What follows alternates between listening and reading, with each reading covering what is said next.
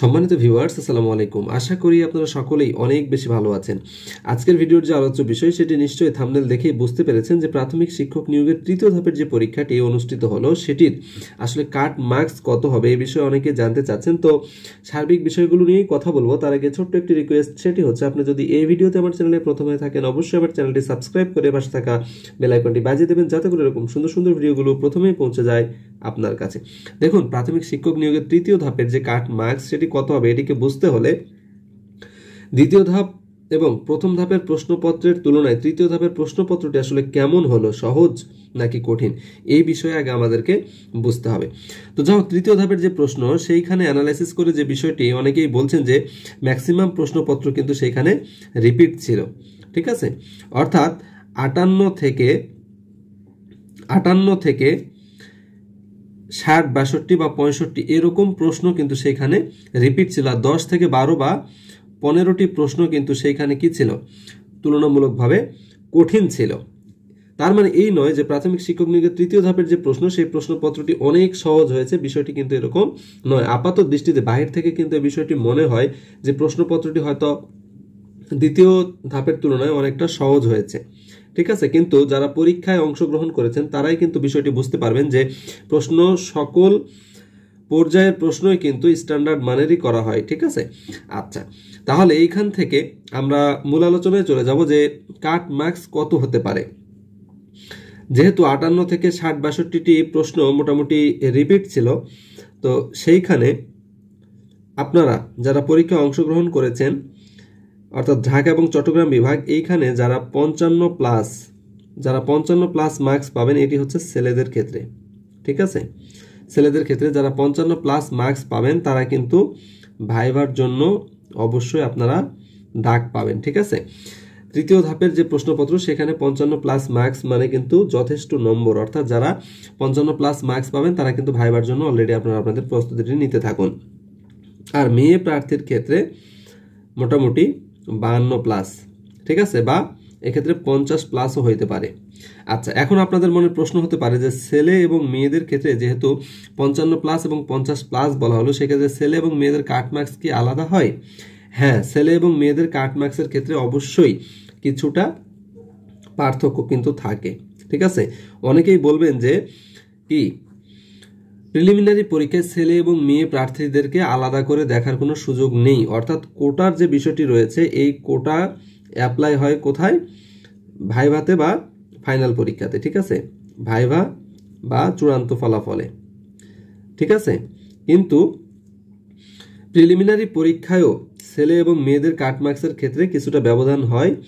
এটি প্রাথমিক শিক্ষা অধিদপ্তরের একবারে নির্ভরযোগ্য সূত্রে এই বিষয়টি জানা গেছে। ঠিক আছে, 2-3 মার্কস অবশ্যই কম বেশি হয়ে থাকে। তাহলে ছেলে এবং মেয়েদের ক্ষেত্রে কাট মার্কসটি অবশ্যই আলাদা হবে। সেক্ষেত্রে 2 মার্কস 1 মার্কস যেটি থাকুক না কেন, ন্যূনতম কোনো পার্থক্য থাকলেও কিন্তু সেটি থাকবে। তাহলে 55 প্লাস মার্কস যারা পাবেন ছেলেদের ক্ষেত্রে তারা ভাইভার প্রস্তুতি নিতে থাকুন। আচ্ছা, কাট মার্কসের ক্ষেত্রে সকল উপজেলায় কি কাট মার্কস একই হবে?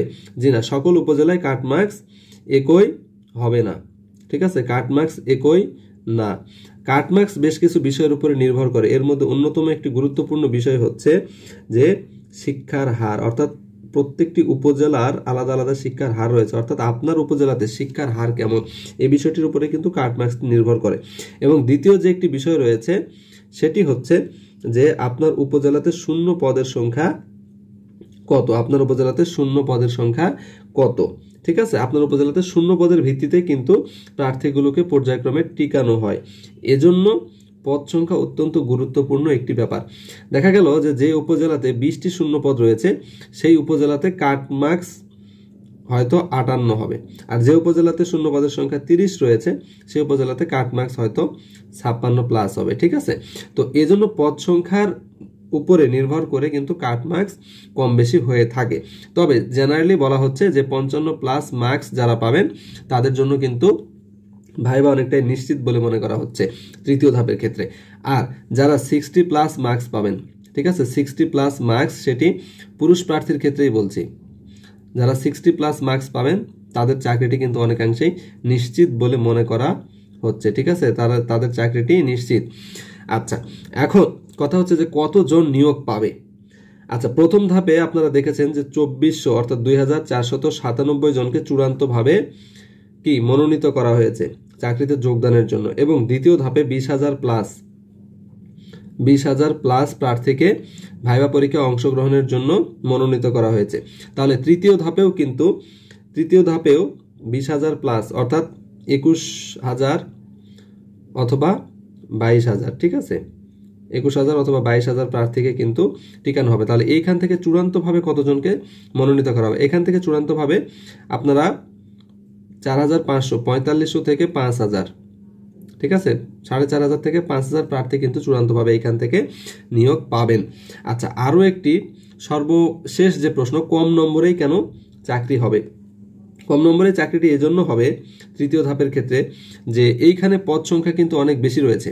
প্রথম ধাপে দেখুন যে 2,497টি পদ ছিল মাত্র, কিন্তু তৃতীয় ধাপের ক্ষেত্রে পদ সংখ্যা 4,500 থেকে 5,000। এবং আপনারা এটিও জানেন যে জুনের মধ্যে কিন্তু প্রাথমিকে 10,000 প্লাস, যেটিকে বলা হচ্ছে যে 10,000 প্লাস শিক্ষক নিয়োগ দেওয়া হবে। এবং কিছুদিন আগেও আপনারা জেনেছেন যে এই সার্কুলার থেকে প্রায় 13,000 প্লাস শিক্ষক কিন্তু নেওয়া হবে। সুতরাং এখানে যেহেতু পদ সংখ্যা বেশি রয়েছে, এজন্য কিন্তু কম নম্বরেই এখান থেকে চাকরি পাওয়ার একটি প্রবল সম্ভাবনা রয়েছে।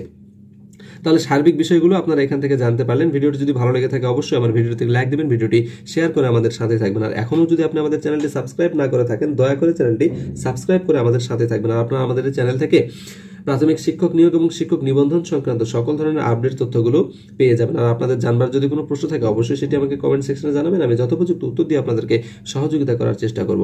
দেখা হবে পরবর্তী ভিডিওতে। সেই পর্যন্ত সকলেই ভালো থাকবেন, সুস্থ থাকবেন। আসসালামু আলাইকুম ওয়া রাহমাতুল্লাহি ওয়া বারাকাতুহু।